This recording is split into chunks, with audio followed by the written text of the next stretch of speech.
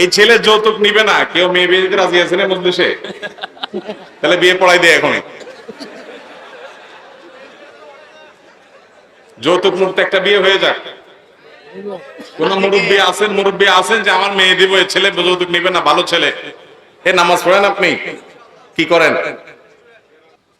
এমন কোন যুবক আছে যেই যুবক এখন আমি বলার পরে না, আগে থেকে প্রতিজ্ঞা করেছে যে সে বিয়েতে শ্বশুরবাড়ি থেকে কোনো যৌতুকের কোনো কিচ্ছু নেবে না?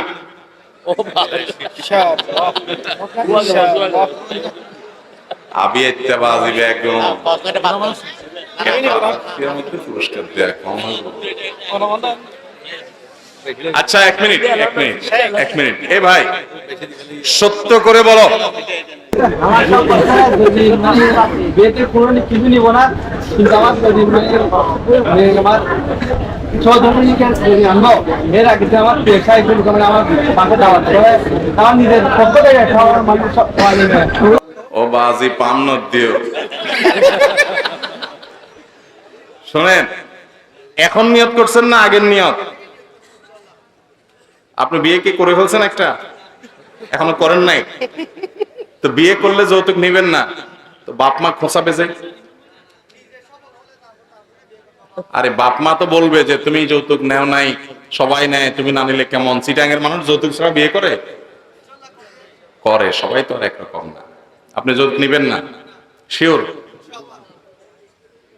এখন কোথায় বিয়ে করবে, বাড়ি কই? সাতকানিয়া। একটু রেকর্ড করে রাখেন তো। ঠিকানা দিতে হবে। ছেলে যৌতুক নিবে না, কেউ মেয়ে বিয়ে দিতে হবে এখানে বলতেছে, তাহলে বিয়ে করে দিয়ে এখন যৌতুক মুক্ত একটা বিয়ে হয়ে যায়। মুরব্বী আছে যে আমার মেয়ে দিব, ছেলে যৌতুক নিবে না, ভালো ছেলে। এ নামাজ পড়েন আপনি, কি করেন?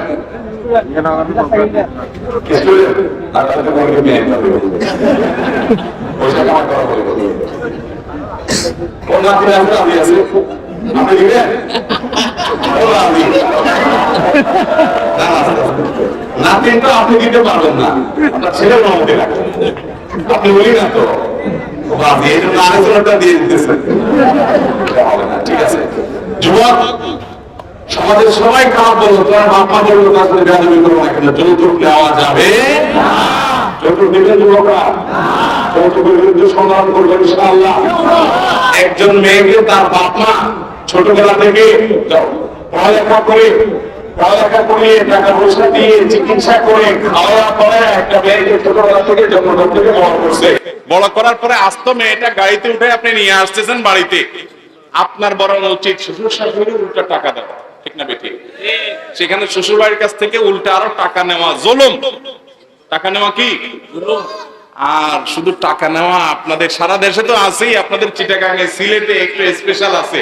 শীতের সময় পিঠা দাও, তারপরে আমের ফলের সিজনে ফল দাও, কোরবানির সময় গরু দাও, রান দাও, কল্লা দাও, হ্যাঁ সল দাও, ছাগল দাও, তারপরে রোজার সময় ইফতারি দাও। এসব চাঁদাবাজি আমরা করব না ইনশাআল্লাহ। যুবকরা প্রতিজ্ঞা করবো তো ইনশাআল্লাহ।